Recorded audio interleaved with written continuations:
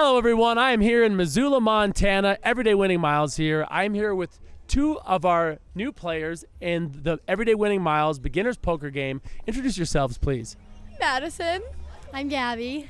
Madison and Gabby have shown a severe interest in playing poker. Can you tell me where this comes from? My whole family plays poker, and I'm really excited to kind of get into it. So I was talking to them, and we've been starting this beginners game, and Maddie and Gabby are, from what I understand, you guys are pretty competitive. Is this true?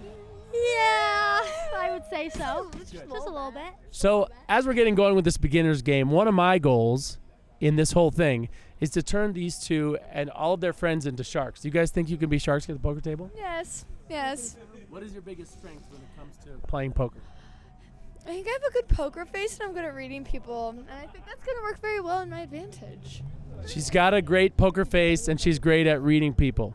Okay, so what do you think about getting into your first game? Are you guys excited? Are you nervous? Definitely nervous because I've never played before, but it's exciting because it's a learning experience, so I'm excited. I have a good feeling about Maddie and Gabby, and I think they're going to kick major ass. Can we just get maybe an everyday winning before we go? And Everyday winning. Everyday winning, guys. Let's go. I'm starting a group where people who have never played poker before get a hands-on approach to learning the game. We're going to break things down in a very basic way, in a very unintimidating, concrete lesson plan that they can take into their own games, they can take into their home games, they can take into social games, and eventually, hopefully, I can find the next budding poker superstar who's never sat down on the game. Because I do think it's intimidating for people. I think when you turn on the TV and you see those people with their headphones staring at each other like they want to, eat the other person's soul, that's not very entertaining to watch, right? We have the option of folding. I can call, raise, or fold. And she raised. She raised. Okay. So now watch this. I just re-raised $6 of my $20. Jeez. Okay. Now before we go back to our hands against each other, why don't you guys just tell me, do I have a bad, mediocre, good, great hand? You would You. have? You. Oh. Not good. Okay, why don't you show us what I have and then we'll fold it. Good. Not good. I would even say that's about as bad as you can get. Here's the thing. It's two different suits. Yeah. It's unsuited and unconnected. And it's not very high. Yeah. So we'll get rid of that one. What about you? Mine's again? bad. Bad? Okay, flip it up. It's the exact same. Oh, jeez. Wow. Yeah, that one's a little bit better only because it's more connected in terms of making it straight, right? Mm-hmm. Okay, so now let's fold that hand. Let's get back to Maddie. How do you feel now that I've re-raised you about your pair of sixes? I still feel pretty good. Okay, so let's think about this for a second. You've been talking about your hand kind of questionably. Okay. Okay, let me just say this right now. Your intuition is really strong because I told you I was going to play position. Mm-hmm. But normally, if you just played this hand regularly, you'd be like, oh shit, I only have a pair of sixes. Yeah. Your intuition to go, Miles gave me some information about the strength of his hand. However, sixes versus a normal re-raise is not good. Okay. It's a questionable spot. But good on you for paying attention to the fact that I said I had a mediocre hand. Okay, so I would say most people, most sensible players in your spot facing a re-raise would fold that hand. And that would probably be proper. Okay, so let's go ahead and have you fold. And I'm going to show you what you just read into what I was doing. I played my position, and I played the fact that I could turn my hand into what essentially would be a bluff. So you folded two sixes. You guys had no idea what I have except for I gave you a little bit of a hint, right? But I just turned my hand into a bluff. And I won because you folded. So there's any number of ways in which we can win. I would say the two most important ways to win that make this a skill game versus a gambling game is by bluffing and by folding when you're beat. Because a lot of people just call when they're beat and they put a lot of money in. By winning with the worst hand, there's actually been court cases that have been proven when they've tried to shut poker games down. They've brought people in and they've proved through all these different simulations how winning with the worst hand is a proof that this is a skill game versus blackjack versus slot machines versus Guys, this is a really important concept to get right away. People can spend months or even years just getting infatuated by their own hand. The best way to play poker is to think about what the other person has. If you can trick yourself in the beginning to really think about what your opponent has, that's how you can become a top level player quickly, right? Because playing your hand is good and knowing how it matches with the board, but you already had that intuition before where you were like, he kind of told me he didn't have that great of a hand. You were already playing against me just intuitive too much. So let's say now I bet $5, all right? So now you look at your hand, you look at the board, you think about the fact that I had re-raised pre-flop. How do you feel about your hand now? If I didn't know what you had, or Correct. You're just playing this as if I had re-raised pre-flop and now I'm betting again, there's an ace on the board. And aren't you betting quite a bit with only Well, yeah, I would $120? think I would think your hand was really good. I'd probably fold. Okay, I'd probably good. like, "Bye." Okay, you guys just through a very good illustration, we just proved the value of position. I won this hand all completely on position. You guys, my cards didn't matter. Before the flop, I showed aggression. After the flop, I showed aggression. And now you see the difference. You see the importance of position and you see the importance of aggression.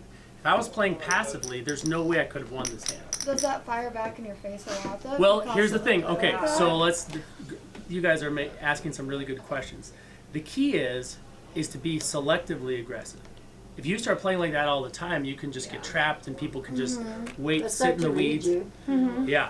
Yes, so absolutely. I have I'm still trying to figure out why is that button so important? Say it again. So the biggest reason why the button is so important is because after the flop comes up, you're the last to act. You have the best possible position. Because remember how you asked why does she get to check, right? Yes. Because then you get to act next. They have to They have act to first. throw their cards over first. Yep, and they then have to act got first, it. and now, really good question. Yes. Yeah. I like spread my cards a little bit and then check that way. Just because you don't want anybody else to Yeah. Oops. Good, huh? It's okay. Got that right? If she does this, if she does that, what am I gonna do? I'm thinking, what am I gonna do based on what happens in front of me? So like, if I had your hand from before, like pocket sixes, I'm thinking, all right, she raised, she called, what am I gonna do? I start thinking about my possible hands before I've even looked. Most people, you'll watch your opponents, they don't do that. They're looking at their cards, they're already waiting to fold, they're not paying attention. Best thing you can do, and that also makes you a very formidable opponent because they see that you're always engaged. You'll see so many people when you guys come in to play cash games that have looked at their cards and are already waiting to fold. Yeah. So one little key tip with that is always look to your left before you act. Remember that, look left. So if the action's to me, if I look to my left and you're waiting to decide, that means either you've been coached properly and you're waiting until it's your turn, or you have a hand, right? Right. So if I'm trying to steal a pot and I look at you ready to get in and play, that becomes a roadblock. Maybe then I don't try to steal that pot, right? Or if I'm in a tournament and it's really important that I win chips, and I look down and I look to my left, and all you guys are ready to go to the bathroom, you're trying to order a drink, you're looking away, all of a sudden I raise, my cards don't matter. I see that you were leaning towards folding, right? So always, that's probably one of the best lessons I ever learned when I was first learning to not look at my cards versus look left, see what they're gonna do before you do something, because it's so much more about playing and reading the players. Tight and aggressive. Okay, I'm gonna challenge myself for a second in saying that if you want to become the best player, you're gonna go between being loose aggressive and tight aggressive, because now you become more unpredictable. You saw me just win with a 9 high. The second I show that hand, my image just gets changed. Now all of a sudden they go, oh, wow, he just played a 9-5. How do I play against him? In the world of high-level strategy, they call that balancing your range. Now my range the next time I play goes all the way from pocket aces down to 9-5 offsuit. That's a tough opponent, right? You see somebody that's willing to play that. Now, if I play a 9-5 every time, now it's like, oh, well, Maddie's going to get smart. She's going to go, I'll just trap your ass. Yeah. I'll get you next time. You're not going to be that hard to beat. But the next time I play a hand the same way, now I might have a set for pocket aces, right? So you're always trying to keep you don't want to be predictable. That's why just being tight aggressive can be tricky, because now, like you'll hear people in the poker room calling people nits. That's the way. That's overly tight. Like somebody's knitting sweaters. They're like sitting over here just knitting sweaters, waiting for pocket aces. You know. Okay. So we don't want you guys to be nits. We don't want you to be boring players, but we also don't want you to be gambling, just loose, passive people throwing chips in, right? So that's why right out of the gate we're starting. What kind of player do you want to be, right? Like what Makes that sense. kid was doing that day when I was sitting by him, I get it. You get it. Okay, Yeah. so let's so I would say based on No, what, he was being stupid. There's a difference. based on what you were saying, let's start with the button and let's do our positions again. Okay. Everybody do it, even if you're wrong. Be strong and wrong, as they say in the theater. Positions are button, Button. Small blind, blind, big blind, Under the gun. under the gun, plus One. Hijack. Hijack. Cut off. Button. Fine. Okay, let's review these. Hijack, cut off.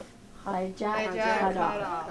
Okay, Hijack, now you guys next time be strong and wrong. Say these positions. Ready? Let's go this way. Button. Everybody wait. Everybody together. 3, 2, 1. Ready? Button. 2, 3, go. button, small blind, big blind, under the gun, under the gun, Plus one, Hijack. Under. Cut off. I want to gonna say that. undercut. Okay, now let's trick it. Let's be tricky. Let's go backwards. Ready? Button. button, Cut off. Hijack. hijack, under the gun, Plus one, 1. under the gun, Big blind. blind, small blind. Under the Beautiful. button. Rock on. Okay. Royal flush, Straight, straight flush, four of a kind. Let's start at the top. royal flush, straight flush, four of a kind, Then what? full house, Okay, so let's go back. Okay, so royal flush, straight flush, four of a kind, full house, flush, straight. Okay, let's start from the top. Do all 6. royal flush, straight flush, four of a kind, full house, flush, straight. Good. Okay, so now we've gotten down to straight. Now I essentially have the best position, right? Okay, so let's go to yours. What are they? Terrible, bad, mediocre, good, great. Okay, what do you have? Mediocre. Mediocre. So just based on, I like that you guys don't see each other's hands and you're trying to play the hands and the positions based on what we've kind of discussed with Trish. So if she has a mediocre hand and I've raised, what do you think she should do? Bonnie, what's your Wait, say it instinct? again. If I'm raising and she's on the button, she says her hand is mediocre. What do you think she should do? Well, you Fold, call, or re-raise? Re-raise. Fake Why? you out. So straighten me out. Break you out. Fake you. Fake me out. So you guys just learned from the last hand example that you can turn a bad hand into. All right. So now she's just taken the cockpit away from you. You're now playing that hand from there. You're gonna play this hand now as if you have a great hand. So what would you do? Raise. You would re-raise me, right? So if I'm making it 3 times the blind, what would you think you would want to re-raise to an amount? 3 times the blind. What you got there? It's $1.50. So it would be. I raised Wait. a 5. Okay, that's Yeah, fair. yeah, 5. like, So great. yeah. So now 6. you're playing that. So let's say 5. That's Okay. about 20. That's about 20% of our overall stack. So $5. Yeah. She's like, wait a minute. She feels very uncomfortable with the way you're playing her hand. Okay, so now Let's she's see. re-raised with a hand that she said is mediocre. But now we're gonna see what happens. Now it's on you. I think mine's pretty good. Okay, Uh-oh. but now remember, you're facing a raise Okay. and a re-raise. So a Okay. hand that's pretty good. Basically, the only hand you should play now is great. If your Okay. hand is good, she's showing like her hand could be very, very good. And are you So saying let- that because I she'll think give away mine's too like much money pretty too good, fast? like good, like it's great. Oh, it's great. Okay, Yeah. then you have then what are your options now if your hand is great? To raise. To Raise raise, call, or her fold, raise. right? So folding is out Okay. because you like your hand. So it's either to call or re-raise. What's calling? Calling is just matching the bet. I'm gonna match. Okay, you're gonna match. All right. So we're gonna review that hand at the end and see if re-raising would have been better. Because one thing that you're doing by just calling is you're inviting me potentially into this hand. 'Cause Oh. remember how we said about protecting our chips? Yeah. Sometimes we're trying to protect our chips and sometimes we're trying to attack the other Yeah. stack. So right now, you're most likely going to go either heads up against her or 3 ways to the flop. Yeah. Okay? So I'm fine with that. So we're calling. What about your hand? I'm gonna fold it this way. Let's see. Describe what it is. Good, bad, mediocre. I think it was bad. I don't think it was good. Terrible. I don't think terrible, but Okay, I don't so think I'd it say was good. I'd say mediocre. Because what if Because you get? it's It's high, It's connected. Yeah. but Medium it's not and connected, great. unsuited. Yeah, I'd say mediocre. That's fair. Yeah. All right. So now, if I didn't know what I knew about what was happening right now, if I only knew that I had raised and you had re-raised, I would be thinking, what kind of player is Chloe? Is Chloe somebody who's being aggressive? Is Chloe pushing me around? You guys remember that I said I had a great hand, but now you don't know that. You're just playing against random cards. I have 3 options. I can fold, I can call, match your bet, or I can re-raise. Now, our starting stack was $20, so I'm actually going to do the option of re-raising, and I'm going to go all in. So instead of just matching your $5, I'm going to go all in for the rest of this stack, which is $20. So now, remember what happened, Bonnie, when you all of a sudden said, oh, Miles is full of shit, he's not doing anything, I'm going to just push him around. So now, without even knowing what her cards are, how do you feel about your decision now? I'd probably fold. Right, without Because even you knowing did what her that. cards are, right? Now you go, oh man, I thought he was full of it, and now No, I he's don't. really showing me that. But what if you're still faking? Good call. I still could be Right? faking, right? Yeah, You don't know. could That's be. So you have to see- read people in that way, though, right? See, what's great That's about like it a is big right part. away I can tell that Maddie and Bonnie are going to be non-believers. You're going to be like, you're going to be like, so, but you can't turn into a person who's always trying to call people, right? know. Because otherwise you're going to end up costing yourself a lot of money. You got to be able to find you're going to have good intuition because you're going to be looking for people bluffing you. Your instincts right now, all of you, are very natural I for also playing don't poker. think you would go all in on the bluff. Okay, I don't think you would. I do have that gear, but in this case, you're Okay, right. I but do- if you were starting out where we're starting out, you wouldn't go all in. correct. Yeah. Okay, so So now now, what are my options when you go good all call. in? Why don't you tell me? I have to go all in or fold? Correct. Okay. Correct. Okay. And you forfeit this. Yep, exactly. So the $5 So she is doesn't already get the $5 invested. back. Yep, correct. $5. So what? So based on the fact that we know you said your hand was mediocre and Bonnie my forced coffee you to right re-raise. Sorry. Okay, you guys, if you've But taken we were any, saying, what if he's faking? No, I know. Yeah. It's if you've hard. taken any sociology classes or any, Psychology? no, I was gonna say economy. If you've taken any economy classes, this is a good lesson here. This is what's called a sunk cost. Okay, you have poker. This is a good term for poker. It's a sunk cost. Don't chase bad money after good. Like that's good money. You've already made a misstep. Doesn't mean you have to make another misstep. So if I fold, this is lost. This But I lost. keep- It's a sunk I cost. protect Yeah, the and I rest think of people them, get tied to money that they already have invested, Right. and just making a new decision. Like, what's my decision now based on what's going on, right? So I would say, based on the fact that you said that you had a mediocre hand, what do you? No, I wonder if it's. No, I think it's mediocre. Okay, let's see what it is now. Okay, yeah, I would actually say, let me ask Maddie, because you were the last one to this party. Would you say that hand is, I would say it's decent. okay, good. that's I would put it in the because good. it's high. It's very high So hand. I would put it in the good category. Yes. Not great, Because but good. because there are better aces Yes. and there are pairs and it's unsuited. So I would say it's good, but not great.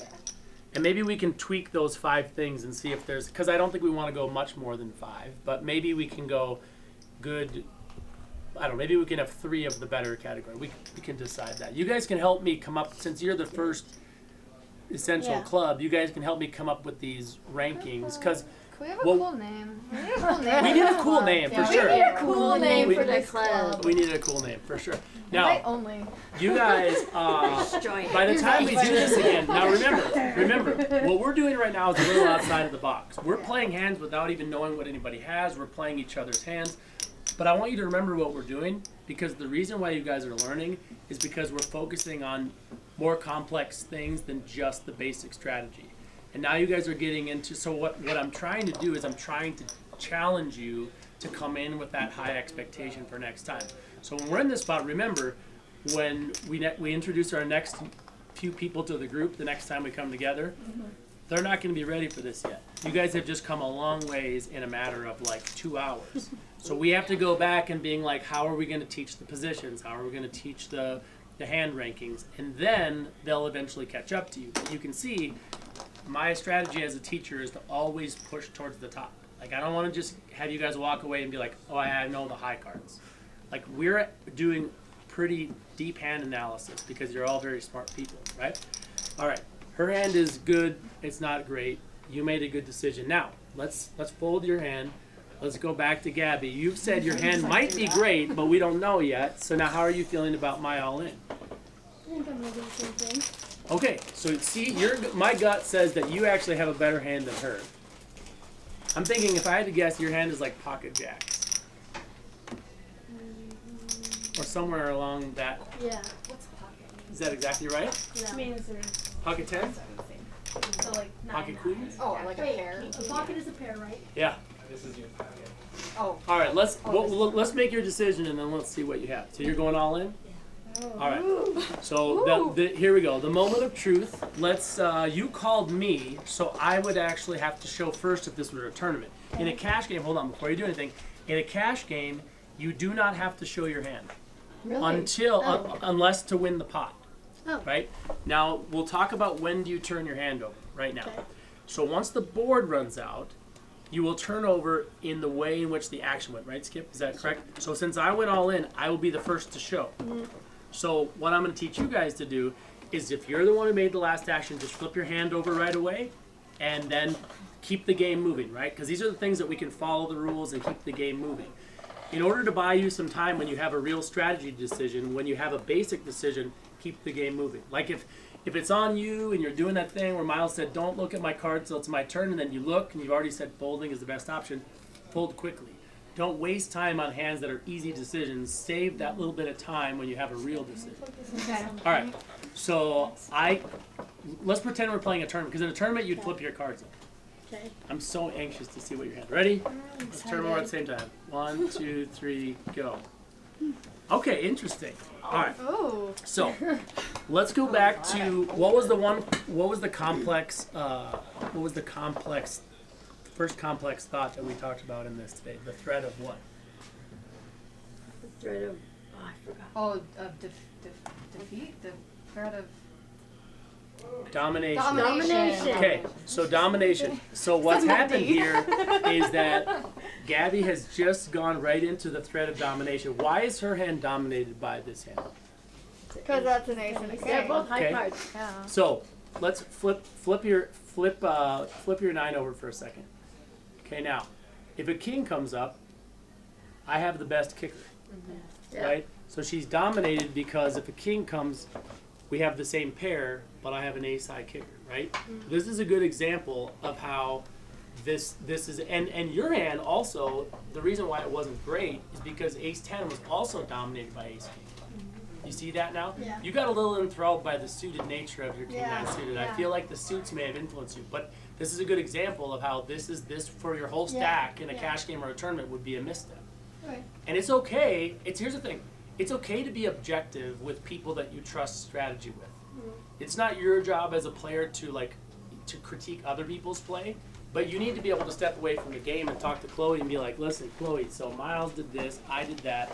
But one of the things I want you guys to work on is describing how the hand went down, right? So let's just for fun, let's see if we can do this. Let's try to describe the action of how this hand went. So Angelia did what? Folded. Folded. So we're gonna describe action. Let's do that. Angelia folded. Bonnie did what? Folded.